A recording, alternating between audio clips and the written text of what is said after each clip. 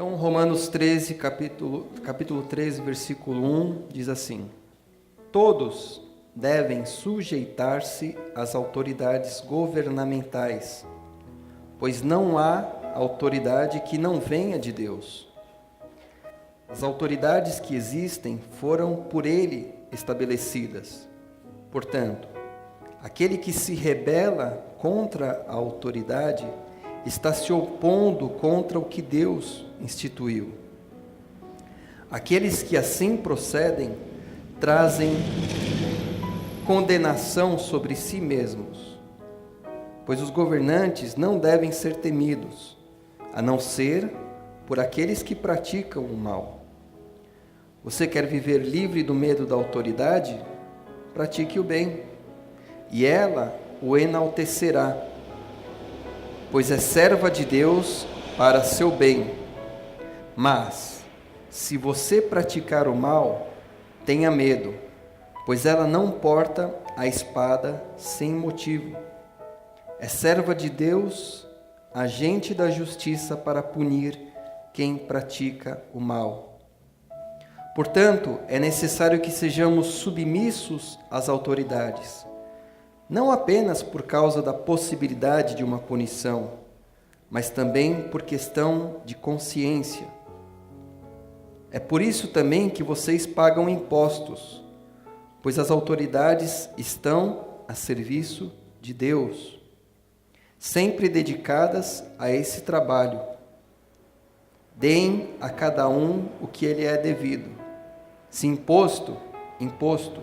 Se tributo, tributo. Se temor, temor. Se honra, honra. Amém? Vamos fechar os nossos olhos por alguns instantes, vamos orar. Pai amado, nós lemos essa pequena porção da Tua Palavra e nós queremos entender como faz sentido para nós nesta manhã, nesses nossos dias. Que o Senhor nos ajude, que o Senhor me use, que o Senhor use a Tua Palavra como foi lida, para que cada irmão, ao ter lido, ou os textos que leremos, possam também ter a sua compreensão e que o Senhor esteja falando ao meu coração, ao coração de cada um aqui nessa manhã. No nome de Jesus, amém. Muito bem, o pastor do seminário que eu fiz falava que sempre que nós lermos a palavra do Senhor, nós temos que procurar entender o que ela quis dizer, ou o que o escritor quis dizer aos primeiros ouvintes, né? Então, qual era o contexto da situação, qual que era a cultura, a circunstância que o texto foi escrito, né? E como nós estamos estudando Romanos, nós sabemos que quando Paulo escreveu a carta aos Romanos, ele estava em Corinto e não tinha visitado ainda os irmãos. Sabia que existiam os cristãos lá e ele foi tratando, e nós, depois no finalzinho hoje do estudo, a gente pode fazer um apanhadão de cada capítulo que foi falado, porque tem muita coisa interessante, dentre elas a coisa da religiosidade, tudo isso que nós já conversamos bastante. Mas o contexto era que em 49 a.C., Júlio César era o imperador, ele se autonomeou imperador de Roma, e por circunstâncias políticas, um grupo matou esse imperador, esse Júlio César, foi morto em 44 a.C. Então ele se nomeou em 49 a.C. e morreu em 44, lembrando que antes de Cristo a contagem é invertida, né? E levou à ascensão do Otaviano, que adotou o nome como Augusto, imperador Augusto, né? E ele governou Roma nesse período. Estou contando isso porque é muito interessante o contexto que foi colocado esse texto. E Augusto, então, ele dividiu Roma em 32 províncias, em 32 estados, regiões. E cada uma dessas províncias tinha o seu governo. Então, eu vou ler aqui que eu fui pesquisando e anotando. Províncias imperiais, que eles nomearam províncias imperiais, eram as mais difíceis de governar, porque tinha alguns grupos revolucionários, uns protestantes também no meio disso. e eles tinham autoridade civil e militar. Existia um outro grupo chamado províncias senebriais. Essas províncias eram as mais antigas, então foi dividindo assim entre províncias. Essas imperiais foram subdivididas e colocaram alguns representantes nela, uns chamados de legados, que eram colocados sobre as províncias imperiais maiores, e prefeitos colocados sobre as províncias imperiais menores. Estão entendendo mais ou menos? Uma divisão de região, de governo, né? Havia também uma porção de reinos independentes. Alguns surgiam então como sem terra, e começaram a criar os seus reinos, os seus guetos, né? E dentre esses guetos, cada uma dessas províncias era regida pelo governo de Roma.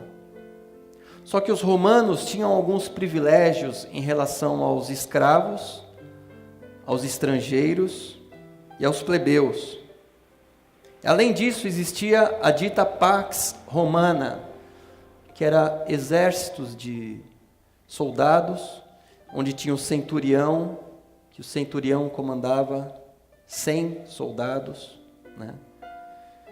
Que eles eram como mercenários, quase como capangas do governo, para colocar ordem em Roma. Essa era a situação. A religião de Roma tinha colocado ainda uma religio lícita, que era a religião que era lícita. Tinha uma ordem. Só que essa ordem favorecia os romanos, porque eles tinham direito de cobrar impostos de outras religiões. O sistema era vulnerável a abusos e a injustiça. Parece alguma coisa com o que nós temos aqui hoje? Um monte de governo, resumindo e concluindo, muito cacique para pouco índio. É muita gente, é muita burocracia, tem que passar por ali, tem que passar por ele, tem que passar por aquele. E graças a Deus que aqui no Brasil, apesar de tudo, nós começamos a ver alguns sinais de justiça. Poucos, mas alguns sinais de justiça. Talvez o começo do muito que pode vir ainda. Deus nos ajude que sim. Amém? Apesar de a Bíblia falar que os dias serão maus. Mas esse era o contexto que Paulo escreve aos romanos, dizendo: vocês devem ser submissos à autoridade. Aí aqui fica difícil, né? Porque aqui no Brasil a gente consegue ou pode ser submisso a uma autoridade, como as que nós temos. Nós devemos ser submissos às autoridades. Você tem que pagar imposto? Paga o imposto. Você tem que declarar? Declara. Você tem que andar no limite de velocidade? Ande. Tem que usar o cinto, não usar celular enquanto dirige? Não faça isso. Se você for beber, não vá dirigir. Quem tem bebido aqui? Eu creio que não há problema no beber, depende de como você beber e o que você beber, mas isso é um assunto para o pastor resolver depois. Tá faltando álcool, não tem álcool. Dizem que ele foi liberado, né? Os caras deixaram um caminhão de cerveja passar. Mas esse era o contexto que Paulo escreveu para os romanos: olha, vocês devem ser submissos às autoridades. Mesmo nesse contexto de injustiça, de ganância, de corrupção, que já existia naquela época, Paulo diz: vocês devem ser submissos. O Russell Shedd, no comentário dele, diz que o Estado só pode exigir obediência dentro dos limites pelo qual foi instituído. Existe também o limite para essa obediência, né? Desde que seja para favorecer o povo, isso nós devemos sim obedecer. Agora, se o governo começar a exigir coisas que vão contra a nossa crença, o que nós devemos fazer? Como? Perfeito, parece que a gente combinou. Abra sua Bíblia em Atos 5, 28 e 29.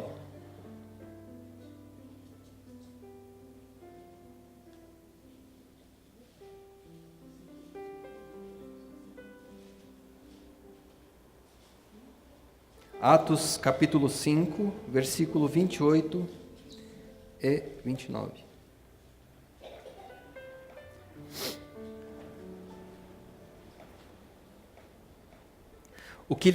Pronto? Podemos? O que lhe disse, demos ordens expressas a vocês para que não ensinassem neste nome. Todavia vocês encheram Jerusalém com sua doutrina e nos querem tornar culpado do sangue deste homem. Pedro e os outros apóstolos responderam: é preciso obedecer antes a Deus do que aos homens. Então, antes, quando começarem a exigir algumas coisas para nós, enquanto governo, para nós, aí nós devemos colocar nessa balança. Espera aí, isso aqui já ultrapassa os limites da minha crença e eu não vou fazer. Agora, no que diz respeito à lei, a obedecer leis de trânsito, impostos, tudo isso nós devemos sim obedecer. Amém? E orar pelo Brasil. E esse ano nós temos eleição, o nosso protesto está aqui. Você aperta o botãozinho lá, digita, aperta o botãozinho lá, confirma. Aí está o seu protesto. Não vou fazer aqui, lugar de púlpito não é lugar de política, mas você tenha consciência na hora que vai votar, que você for votar. Amém? Então nosso protesto pode ser em oração, orarmos em favor do Brasil, orarmos em favor dessa nação que tanto precisa. Vamos seguir e obedecer às autoridades. A recomendação de Paulo é para que obedeçamos às autoridades. Vamos seguir. Romanos 13. Volta. Romanos 13, 8.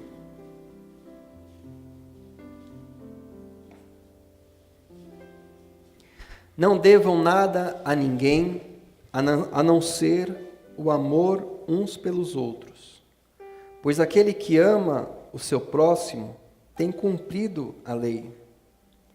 Pois estes mandamentos: não adulterarás, não matarás, não furtarás, não cobiçarás, e qualquer outro mandamento, todos estes se resumem neste preceito: ame o seu próximo como a si mesmo. O amor não pratica o mal contra o próximo, portanto, o amor é o cumprimento da lei. Façam isso compreendendo que... Perdão, até aqui. Aqui Paulo começa, ele mudou o tema, apesar de estar falando sobre amor, que quando a gente obedece lei, a gente está seguindo o amor. Mas Paulo muda a ênfase da coisa e começa a falar assim: não devam nada a ninguém, a não ser o amor ao próximo. Essa é uma dívida constante que temos que ter. Eu devo sempre amar o Davi, sempre. Sempre amar a minha esposa, que é mais fácil, já é mais fácil do que eu. E amar o meu filho, e amar a cada um de vocês. E amar o que passa lá na rua também.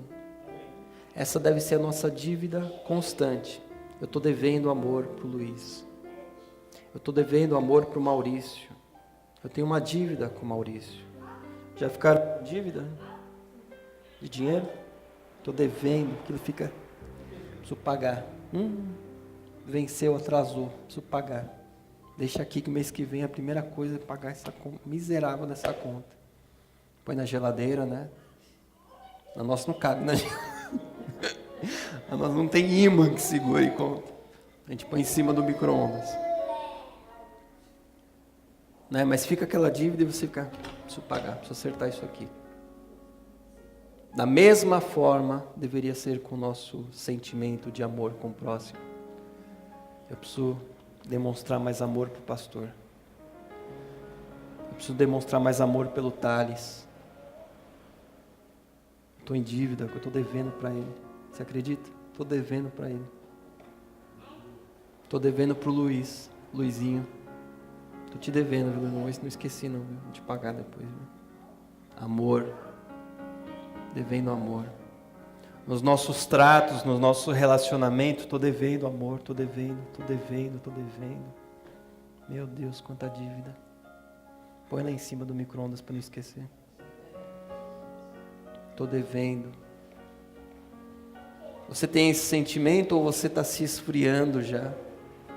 A Bíblia fala em Mateus 24, que por se aumentar a iniquidade, o amor de muitos esfriará. Sabia que nós podemos ser vítima dessa sementinha que um dia caiu, a gente por displicência, por relaxo, deixou aquela sementinha crescer e o amor começa a esfriar, começa a tirar um pouco o pé. Já ouviu essa expressão? Uma vez alguém falou para mim, estou tirando um pouco o pé porque não está dando mais para mim. Tirei o pé do acelerador. Tirei o pé. Dei uma reduzida porque não está dando mais para tanta atividade assim, de amor. Então tirei um pouco o pé, estou mais na minha. É comum isso acontecer. Principalmente quando a gente está em volta de tantas atividades e cansaços e compromissos. É comum isso acontecer. E às vezes nós não nos damos conta de que isso é uma sementinha que foi plantada lá e que ela está crescendo. Aquela história do cozinhar o sapo, né? Em Colossenses 3,14 diz: acima de tudo, revistam-se do amor, que é o elo perfeito. Então, se tem alguma brecha na tua vida, nós precisamos nos revestir do amor, que é o elo perfeito, é o que está faltando para segurar as pontas.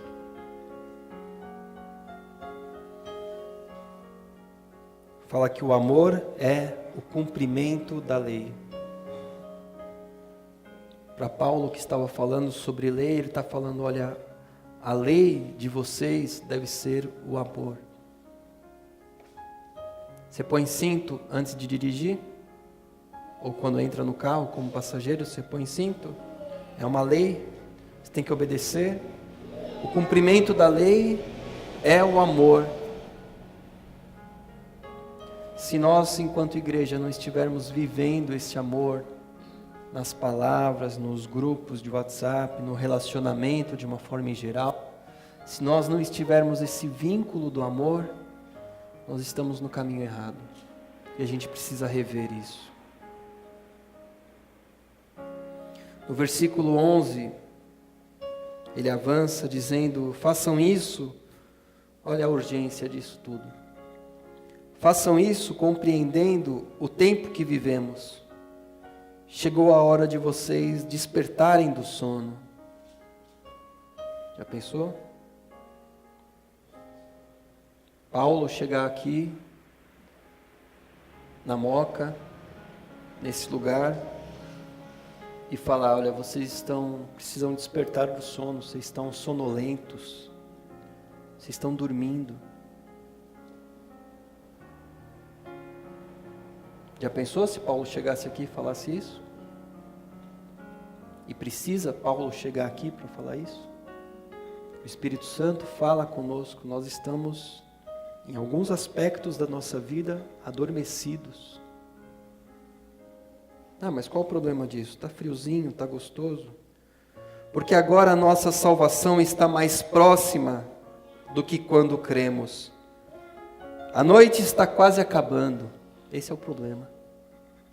A noite está quase acabando, o dia logo vem.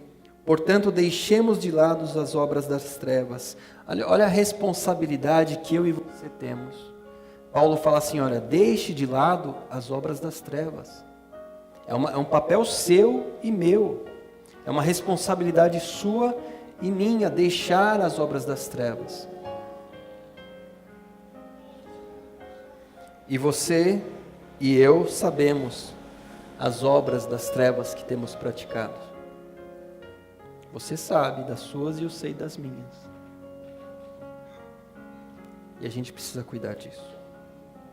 Revistamo-nos da armadura de luz. Versículo 13. Compromisso de novo. Comportemo-nos com decência, como quem age à luz do dia, não em orgias e bebedeiras, não em imoralidade sexual e depravação, não em desavença e inveja. Versículo 14, mais uma vez, ao contrário, revistam-se do Senhor Jesus e não fiquem, olha como ele termina esse trecho, e não fiquem premeditando como satisfazer os desejos da carne. Misericórdia. A responsabilidade é minha e sua. Com a ajuda do Espírito Santo a gente consegue a derrotar esses inimigos da nossa vida. Eu queria encerrar a mensagem dessa forma, orando com cada um de vocês. Salvo erro, em Deuteronômio fala de um homem chamado Jabés. Fala que ele foi concebido com muita tristeza. É a única parte da Bíblia que fala desse homem, que cita esse nome. E fala que ele foi concebido com muita tristeza, mas ele orou a Deus, pedindo: Deus, alarga as minhas tendas, me abençoa, que a tua mão esteja me abençoando. A Bíblia fala que Deus abençoou a Jabés. Ele orou por si mesmo. Eu queria que, enquanto o Luizinho viesse aqui com a Paty tocar Para Que Entre o Rei da Glória, pode ser? A gente pudesse fazer essa oração individual. Se você quiser dar um cheguinho para o lado, ir para outra cadeira, talvez esteja frio para você ajoelhar, mas se você quiser fazer também pode fazer, mas que você orasse por si mesmo. Quando eu oro, eu apresento a Deus as minhas falhas. Não sei como você faz, mas eu apresento a Deus as minhas falhas, porque a Bíblia fala que a oração de um justo pode muito em seus efeitos.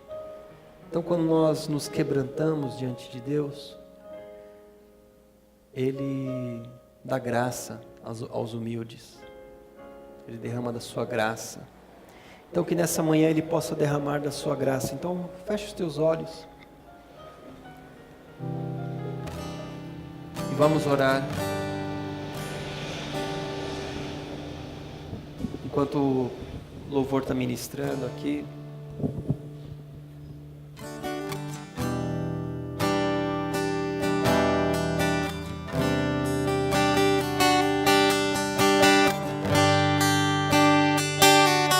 abra o seu coração para que Ele possa transformar aquilo que ainda